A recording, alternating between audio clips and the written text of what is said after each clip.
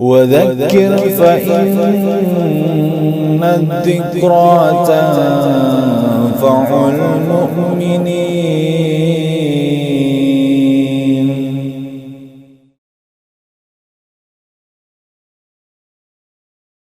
Bismillahirrahmanirrahim. Innal hamdalillah nahmaduhu wa nasta'inuhu wa nastaghfiruh wa na'udzu billahi min syururi anfusina wa min sayyiati a'malina. May yahdihillahu fala mudhillalah wa may yudlil fala hadiyalah.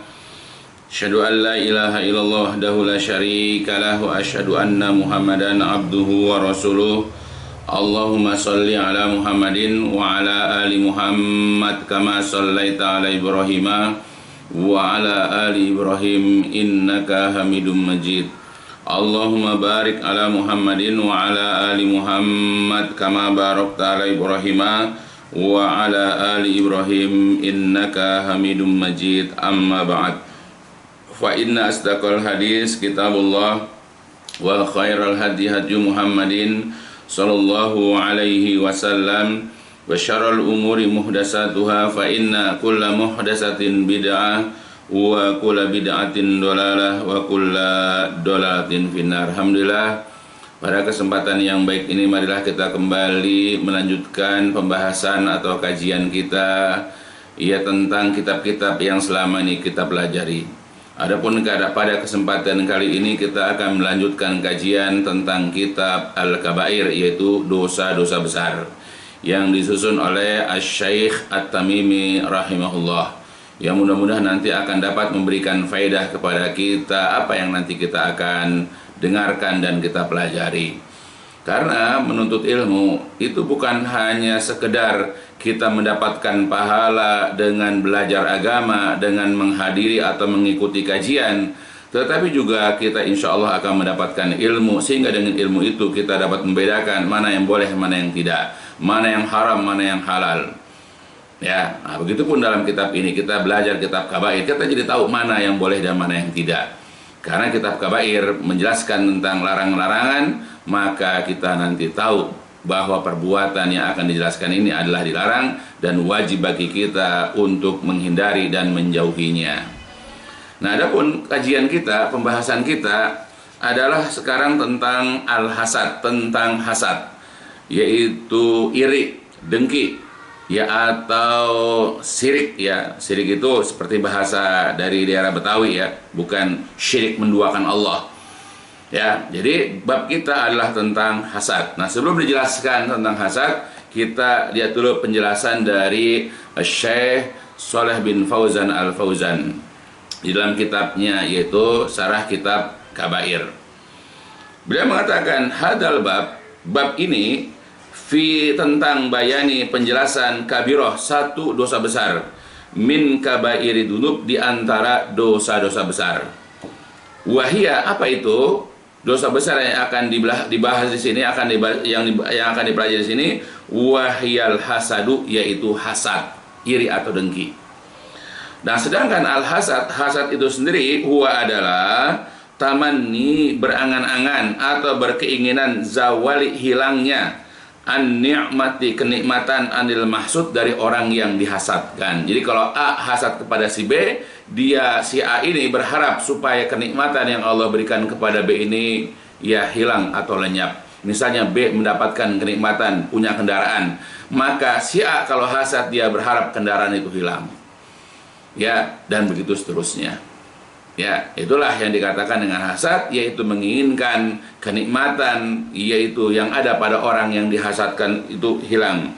Sama saja tamani zawaliha, sama saja hilangnya kenikmatan itu dari orang yang dihasadkan, faqat saja, au tamanna, atau dia itu berkeinginan antuslabu minhu, kenikmatan itu dicabut, ya, wa tu'ti, dan dia pengen hasad itu diberikan kepada dia yang hasad, bahwa dan dia ini adalah merupakan kabiratun, perbuatan dosa besar. Ya, jadi kalau dia hanya sekedar menghilangkan, ya, dia hanya berkeinginan mudah-mudahan kenikmatan itu dicabut dari orang yang dihasadkan, yaitu termasuk hasad. Begitupun kalau seandainya dia berkeinginan bahwa kenikmatan yang diberikan kepada orang yang dihasadkan itu ya beralih diberikan kepada dia. Nah, sama saja itu namanya hasad. Ya, itu dijelaskan oleh yaitu oleh Syekh Shalih bin Fauzan Al-Fauzan. Ya, mudah-mudahan Allah menghilangkan sifat ini. Jadi kalau kita ini sebagai seorang mukmin ya melihat ada saudara kita, ya ada sahabat kita mendapatkan kenikmatan, apakah dia menikah, mempunyai keturunan, atau mempunyai tempat tinggal, atau naik jabatan, atau gajinya itu bertambah misalnya, ya atau kenikmatan-kenikmatannya, harusnya kita bersyukur, harusnya kita berbahagia ya dengan kenikmatan kebaikan yang didapat oleh saudara kita. Bahkan kita sebetulnya berkeinginan bahwa kitalah yang akan dapat memberikan kenikmatan itu ya kepada sahabat kita. Ternyata Allah lebih dahulu memberikan kenikmatan itu lewat orang lain. Ya, jadi kita bersyukur kalau andai kata ada saudara kita ya mendapatkan kenikmatan itu. Ya, bahkan kita mengucapkan kalau orang mendapatkan kenikmatan, Masya Allah, ya tabarakallah, atau Masya Allah la quwata illa billah. Karena dari sebab hasad ini terkadang timbul penyakit ain. Ya, kita melihat ada kenikmatan yang diberikan kepada seseorang, lalu kita hasad. Terkadang hasad inilah yang bisa menyebabkan yaitu bencana kepada saudara kita, alhamdulillah. Makanya kita ini mengucapkan misalnya Masya Allah, atau kita mengucapkan Alhamdulillah jika ada saudara kita mendapatkan kenikmatan tersebut. Nah, itu yang dijelaskan oleh Syekh Shalih bin Fauzan Al-Fauzan. Begitupun dalam kitab yang lain dijelaskan di sini oleh Syekh Al-Utsaimin rahimahullah dalam kitabnya Syarah Al-Arba'in An-Nawawiyah. Beliau mengatakan, wa ma huwal hasad, apa itu hasad? Qala ba'du ahli ilmi, berkatalah sebahagian ahli ilmu. Ya, sebagian ahli ilmu itu berkata, al-hasad, hasad itu adalah tamanni, menginginkan atau berharap zawali, hilangnya nikmatilah nikmat Allah azza wa jalla alal ghairi, kepada orang selain dia, ya kepada orang selainnya.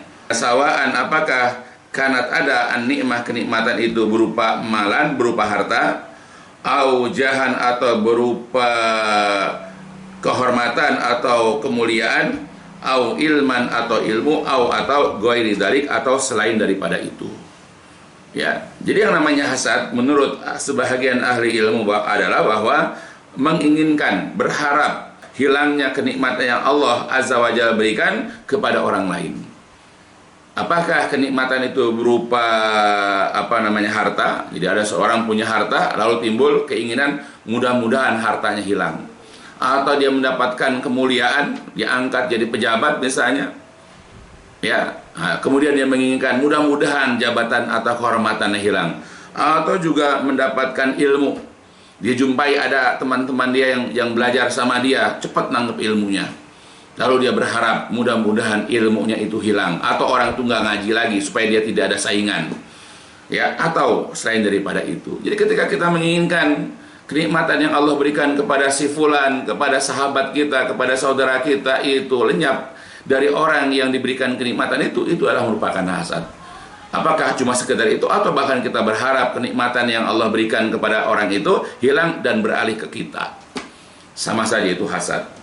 Sedangkan waqala Syekhul Islam Ibnu Taimiyah rahimahullah, sedangkan Syekh Islam Ibnu Taimiyah rahimahullah berkata, al-hasadu, yang namanya hasad itu adalah karohatu, benci atau tidak suka, ma terhadap an'amallahu bihi, terhadap apa yang Allah berikan kenikmatan, alal ghairi, kepada orang lain.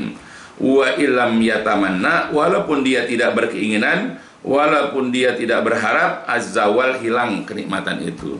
Jadi kalau dia itu tidak suka dengan kenikmatan yang Allah berikan saja, walaupun dia tidak berharap orang itu ya kenikmatannya hilang, itu sudah termasuk hasad. Itu menurut Syekhul Islam Ibnu Taimiyah.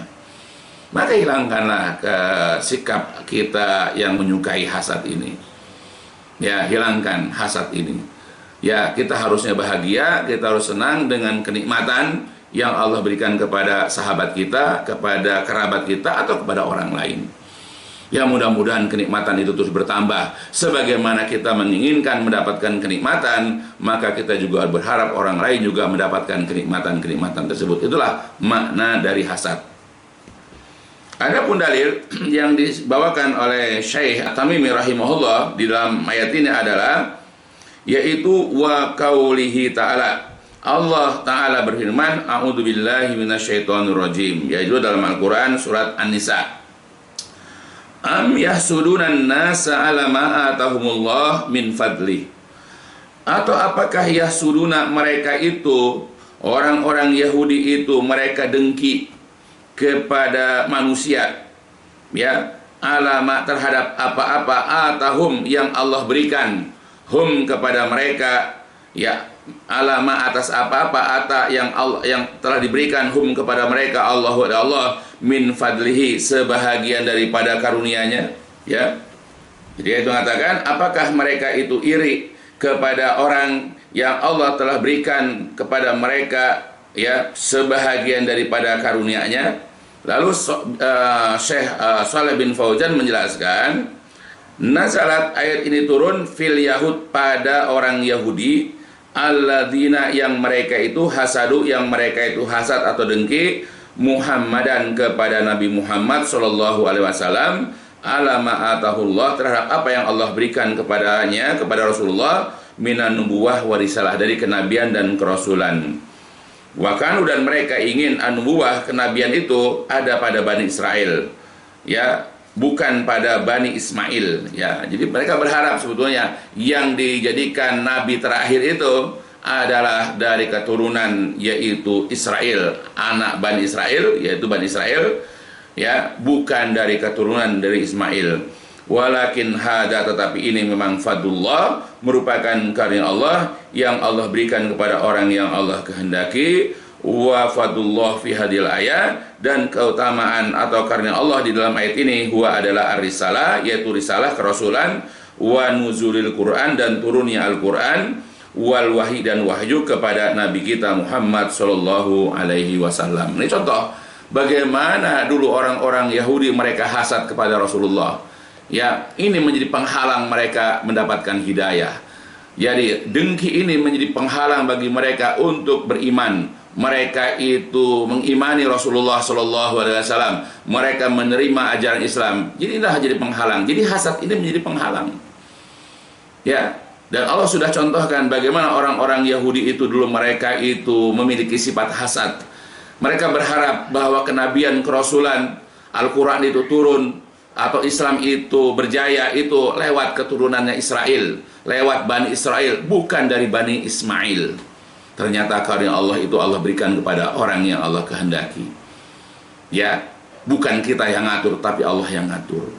Nah, sifat hasad dengki inilah yang menjadi penghalang orang-orang Yahudi beriman kepada kerasulan Nabi Muhammad SAW. Sekarang pun begitu. Banyak kita jumpai, ya, para dai, ya, para kiai, para ajengan, ya, mereka itu tidak menerima dalil-dalil, mereka itu tidak menerima kesahihan, yaitu ajaran, ya, agama yang disampaikan oleh orang-orang yang berseberangan dengan mereka. Makanya kenapa mereka menolak Ustadz A, Ustadz B, bahkan Ustadz-Ustadz tersebut difitnah, dianggap radikal, dianggap teroris, dianggap wahabi, dan seterusnya. Ya, karena hasadnya mereka. Karena mereka sudah kehilangan banyak pengikut, karena sudah banyak orang-orang yang meninggalkan, ya, kajian-kajian yang mereka ajarkan selama itu, ya, dan orang lebih menerima kajian-kajian yang berdasarkan kepada dalil Quran, hadis, dan juga yang bersifat ilmiah. Nah, banyak orang meninggalkan, makanya mereka iri dan dengki. Maka cara mereka melawannya bukan dengan dalil lagi, tetapi dengan fitnah, dengan provokasi. Nah, itulah contoh hasad, ya, di antara kita zaman sekarang ini. Banyak dai-dai yang tidak menerima kehadiran, yaitu dai-dai salaf, yaitu dai-dai yang mengikuti jejaknya Rasulullah SAW dan para sahabat, serta tabi'in, atba' tabi'in, dan imam yang 4. Sehingga mereka hanya bisa memfitnah, mereka hanya bisa memprovokasi, dan bahkan mereka melakukan tindakan-tindakan yang tercela tersebut. Nah, itu hati-hati, hasad ini bahaya. Maka kalau seandainya kita ini sudah berdakwah di satu daerah, lalu kemudian ada ustadz yang lain yang ternyata dari sisi kemampuan lebih daripada kita, kadang dia lulusan misalnya Timur Tengah, S3 lagi misalnya, dan lebih enak ucapannya, lebih jelas dalilnya, lalu ada hasad dalam diri kita, maka kita tidak akan berbuat kecuali memfitnah. Bahaya. Makanya kalau hati kita bersih, maka kita malah mendukung dakwah tersebut, karena kita jadi terbantu dalam dakwah kita, ya, supaya manusia itu beribadah kepada Allah berdasarkan kepada contoh dari Nabi Shallallahu Alaihi Wasallam. Hilangkan hasad, ya, karena bahaya. Dalam ayat yang lain dikatakan, A'udzubillahi minasyaitonirrajim. Wadda katsirun min ahlil kitabi law yaruddunakum min ba'di imanikum kuffaran hasadan min 'indi anfusihim min ba'di ma tabayyana lahumul haq. Jadi sebahagian besar daripada ahli kitab, yaitu orang-orang Yahudi dan Nasrani, mereka ingin kalau seandainya mereka dapat mengembalikan kalian, memurtadkan kalian kepada kekafiran setelah kamu beriman. Jadi banyak ahli kitab itu ingin kembali kita menjadi kafir, padahal kita sebelumnya kita adalah orang yang beriman. Kenapa mereka ingin? Karena hasadan, karena sifat hasad, ya, dengki, min indi anfusikum, dari sisi mereka, dari diri mereka, sesudah jelas bagi mereka kebenaran. Ya, sama seperti sekarang dai-dai, ya, orang udah ada di atas jalan lurus, sudah menerima dalil, mereka berharap, ya, orang-orang yang meninggalkan itu kembali lagi kepadanya untuk beriman, untuk percaya kepada ucapannya, pada di dalamnya ada kandungan ajaran-ajaran yang mengandung kemusyrikan, perkara-perkara bid'ah, tradisi-tradisi bertentangan dengan syariat, dan begitu seterusnya.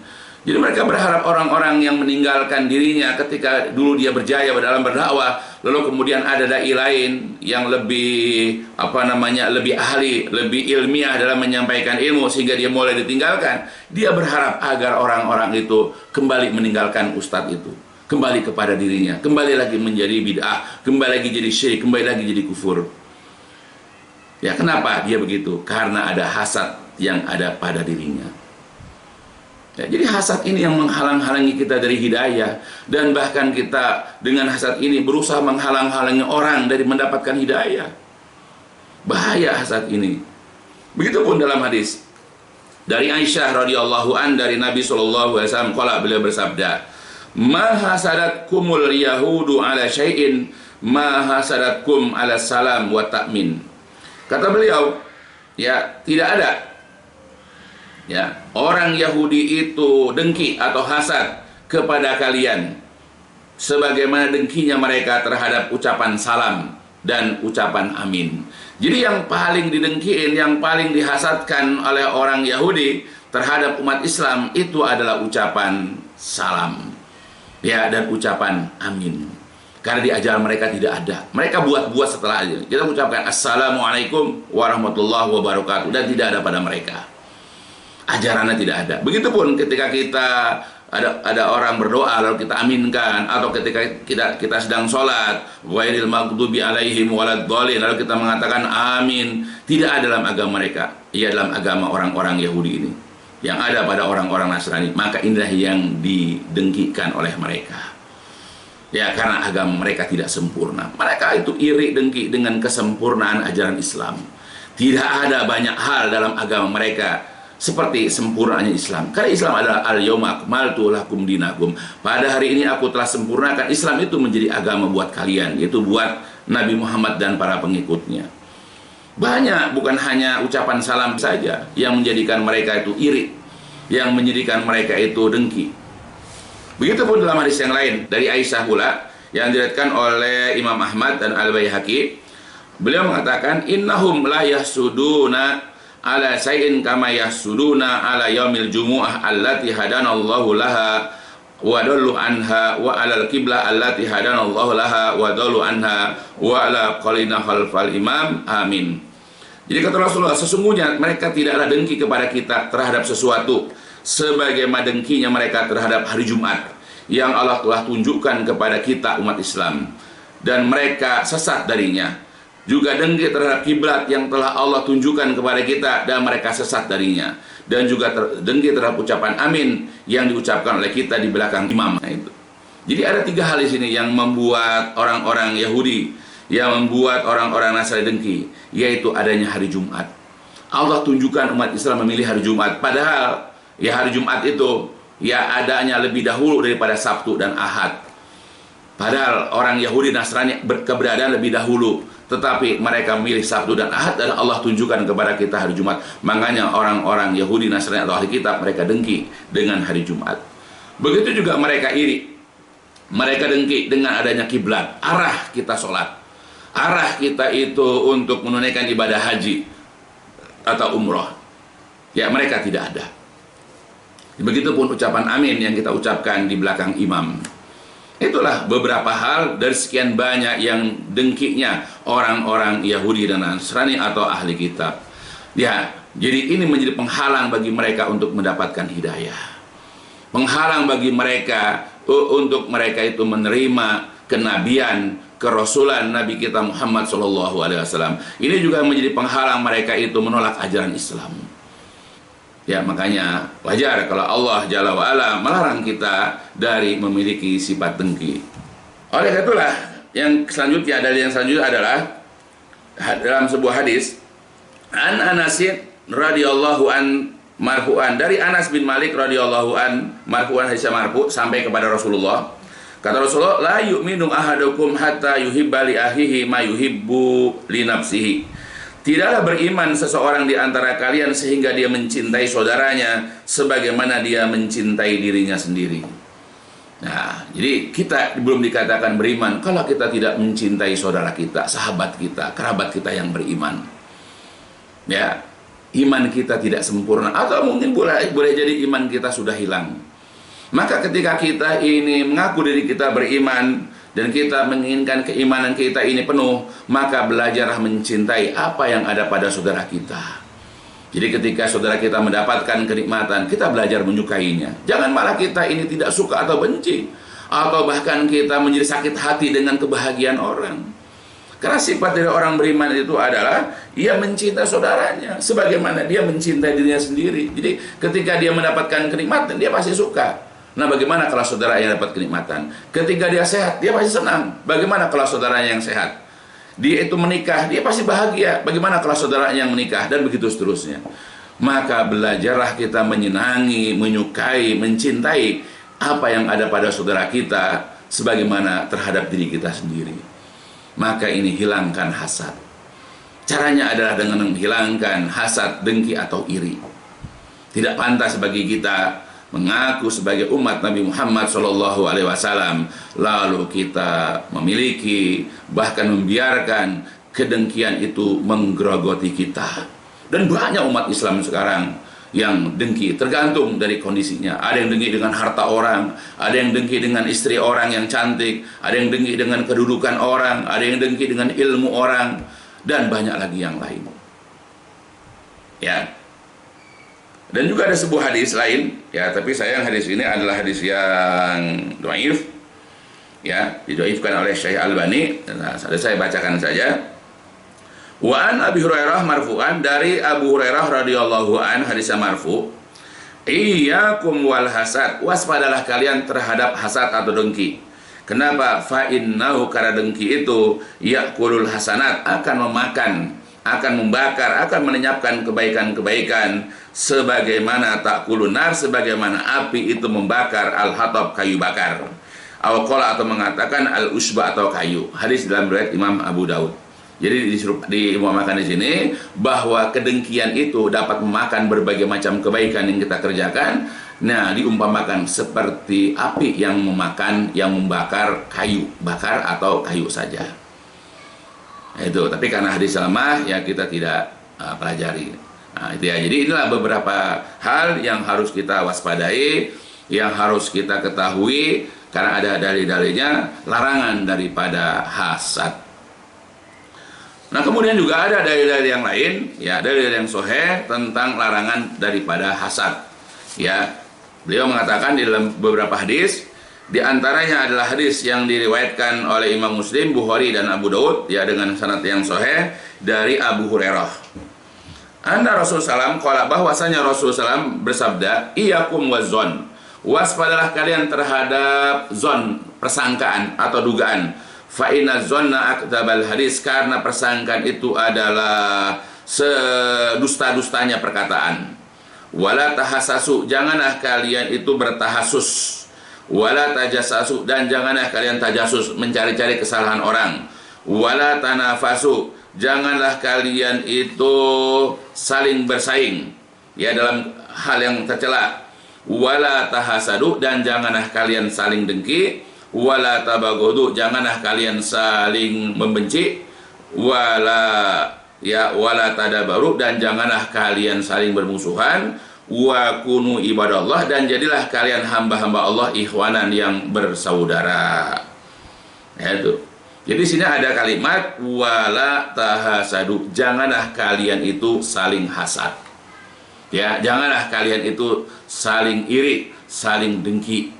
Karena diharamkan ya perbuatan yaitu hasad ini. Oleh karena itulah Syekh Salim bin Aid Al-Hilali berkomentar tentang hadis ini. Beliau mengatakan dalam kitab Bahjah An-Najirin, syarah kitab Riyadhus Shalihin, beliau mengatakan tahrimul hasad, diharamkannya hasad.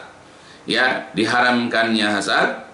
Wa huwa sabit, dan ini telah sabit, telah tetap bil kitabi wa sunnah, di dalam kitab Al-Quran dan juga sunnah, wa ijma'il ummah, dan juga ijma'nya umat Islam, ya, ijma' daripada kaum muslimin. Nah, jadi hukum hasad ini hukumnya haram sebagaimana dalam Al-Quran, hadis, dan ijma' daripada kaum muslimin.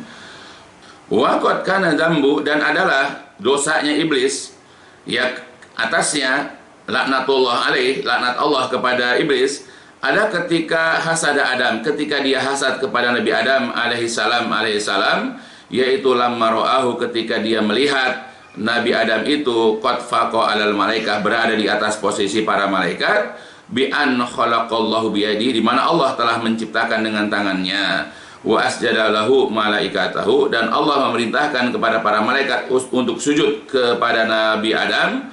Kemudian wa 'allamahu asma'a kulli syai', dan mengajarkan kepada Adam nama-nama segala sesuatu. Wa askanahu fi jiwarihi, dan kemudian ya menempatkannya di sisinya.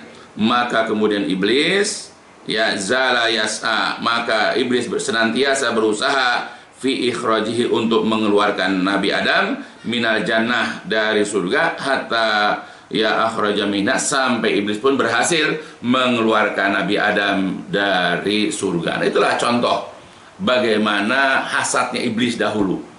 Ya, ketika Allah menciptakan Nabi Adam dengan tangannya, lalu mendudukkan Nabi Adam di atas posisi para malaikat, bahkan menyuruh para malaikat untuk sujud menghormati Nabi Adam. Ya, padahal iblis beranggapan bahwa dia yang merasa lebih mulia karena diciptakannya dia dari api, sedangkan Adam dari tanah. Ya, karena hasadnya lah yang menjadikan iblis tidak senang dengan Nabi Adam. Bahkan di akhirnya dia berusaha supaya Nabi Adam hilang kenikmatannya, yaitu diturunkan, dikeluarkan dari surga. Sampai akhirnya ya Nabi Adam dikeluarkan dari surga karena bujuk rayu daripada iblis laknatullah alaihi. Nah, itulah bisa kita lihat bagaimana hasadnya iblis, bagaimana juga tadi hasadnya yaitu orang-orang Yahudi dan Nasrani. Dalam hadis yang lain dari Anas bin Malik bahwasanya Rasulullah SAW pernah berkata, la tabagodu wala tahasadu wala tadabaru wa kunu ibadallahi ikhwanan wala yahilu li muslimin ayyahjuru ahaw fawqa salasati ayyam. Kata Rasulullah, janganlah kalian itu saling benci, jangan saling hasad, jangan saling bermusuhan. Jadilah kalian hamba-hamba Allah yang bersaudara. Tidak halal bagi seorang muslim menjauhi saudaranya lebih daripada 3 hari. Hadis dalam riwayat Imam Bukhari, Muslim, dan yang lain-lainnya. Jadi kalimat sini wala tahasadu. Dari Zubair bin Awam radhiyallahu anhu berkata, sesungguhnya Nabi SAW pernah bersabda, dabba ilaikum da'ul umam qablakum al-hasad wal baghdha hiyal haliqah la aqulu ya tahliku sya'ra walakin tahlikud din. Dari Jubair bin Awam berkata, telah bersabda Rasulullah, penyakit umat sebelum kalian telah menjalar kepada kalian, yaitu penyakit hasad. Ya, nah jadi ingat, Rasulullah sudah mengingatkan kepada kita bahwa penyakit umat Islam ini sudah menjalar ya kepada umatnya. Apa itu al-hasad? Yaitu penyakit hasad. Dan juga kebencian adalah pencukur. Aku tidak mengatakan pencukur rambut, namun pencukur agama. Jadi ada ini menjelaskan tentang larangannya, haramnya daripada penyakit hasad. Dan memang penyakit hasad ini sudah menjalar, yaitu umat Nabi Muhammad SAW. Pada sebelumnya dimiliki oleh iblis lanatullah alaih, dimiliki oleh orang-orang ahli kitab, dan terkadang sekarang, zaman sekarang, banyak umat Islam yang iri, yang dengki kepada saudaranya. Ya, pada jelaskan dilarang, ya diharamkan bagi mereka itu untuk saling hasad. Sebagaimana dikatakan juga oleh itu Syekh Muhammad bin Shalih Al-Utsaimin rahimahullah di dalam kitabnya Al-Ilmu. Beliau mengatakan setelah menguraikan sekitar 10 kerusakan dan bahaya dari penyakit hasad, beliau berkata,